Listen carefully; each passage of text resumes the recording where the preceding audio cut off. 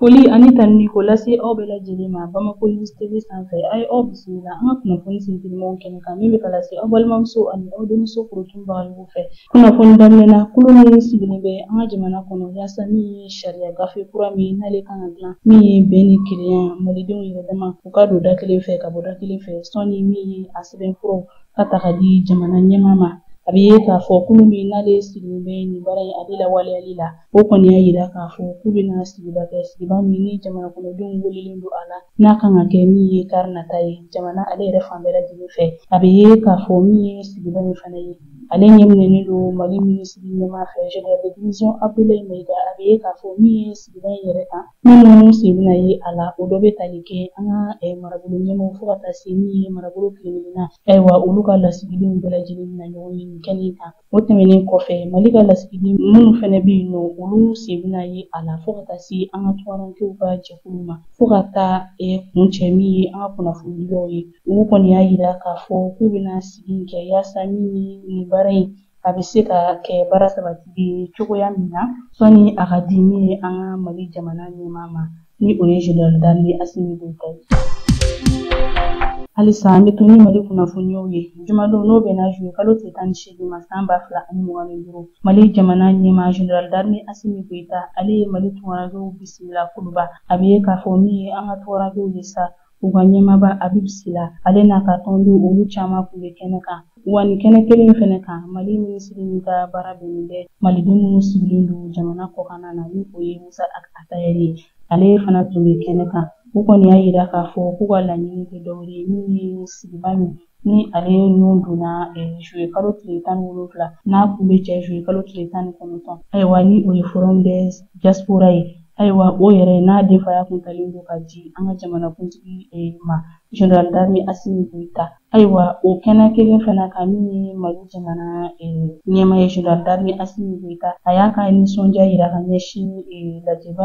lajɛba in ma ni o ye Forum des Diaspora ye. O tɛmɛnen kɔfɛ Général d'Armée Assimi Goïta a y'a ɲini min ye an ka tunkarankew fɛ k'u ka wulikajɔw kɛ min ye jamana wakandiba ye n'o ye trésor ye ayiwa ka se ka a dɛmɛ cogoya min na musakako o siraw kan.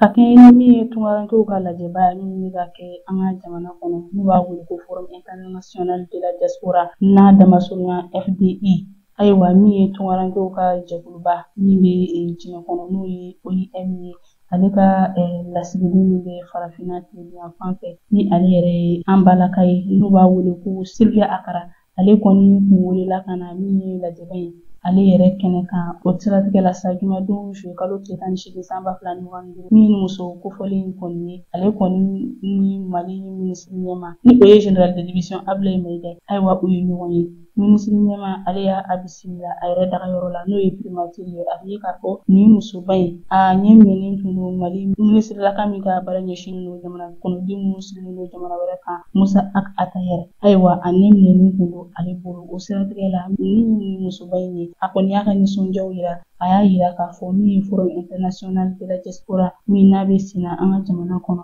ayiwa a ye a yira k'a fɔ min ye baara in a labɛn cogo a ɲɛna kosɛbɛ wa min ye wulikajɔ fana ye o bɛna sabati OIM ale ni Mali ni ɲɔgɔn cɛ don n'a nataw la yaasa min ye jatabaara o bɛ se ka sabati. Kunun jumadon n'o bɛnna juye kalo tile 18 ma san 2025 an ka Mali minisiri min ka baara bɛnnen bɛ Mali jamana ani jamana wɛrɛ cɛ kunun ɲɛnabɔli ma ni o ye Abdoulaye Diop ye ale ni min ye Bili Sila u ye ɲɔgɔn ye kɛ ni ale yɛrɛ ye Mali ka lasigiden min bɛ Faransi dugu la dugu min n'a bɛ wele Orléans sigi in kɔni ale bolila min kan o de ye maliden minnu bɛ Orléans Faransi yɛrɛ kɔnɔ u ka lahalayaw u ka sɛbɛnfurakow jamana kan ka se ka mun de kɛ yaasa min ye halisa u ka sɛbɛnfurakow bɛ se ka nɔgɔya cogoya min na kumaw bolila o de kan. O tɛmɛnen kɔ ka bɔ yen minisiri fana ye a yira k'a fɔ halisa jamana ka dayɛlɛlen don u ye jagoko siraw la fo ka taa se min ye kuranko ayiwa ale yɛrɛ dɔnniyakɔrɔ ni o ye énergie renouvelable ye ko o dayɛlɛlen don u ye fo ka taa se jagoko fana ma. Mali finitigilakaw ka sanayɛlɛ kalansoba min na a dayɛlɛla n'u b'a wele ko École d'état-major des forces de sécurité ayiwa olu ka promotion tako filanan ma olu kɔni bɔra jumadon juye kalo tile 18 san 2025 a bɛ ye k'a fɔ sa min ye nin deuxième promotion mɔgɔw kɔni ka bɔli ye a kɛnɛ denfaya kun tan bɛ ka di minisiri min ka baara bɛnnen bɛ jamana kɔnɔ lakanakow ma ni o ye Dawud Ali Mohamɛdi. A bɛ ye k'a fɔ ninnu ka bɔli kɔni a kɛra nisɔndiyakoba ye wa a bɛ ye k'a fɔ ko kɛnɛ in fɛnɛ kan min ye an ka finitigilakaw ka jalatigiba caman n'olu kun bɛ yen nɔ min ye nin baara ye min ye nin kɛnɛ ye a ka se ka sariya. Ni bɛ dan sigi an ka kunnafoni senfɛmaw kɛnɛ la aw de ce aw ka ɲɛma dali ani aw ka kulomajɔw la aw k'an bɛn dunan nataw la.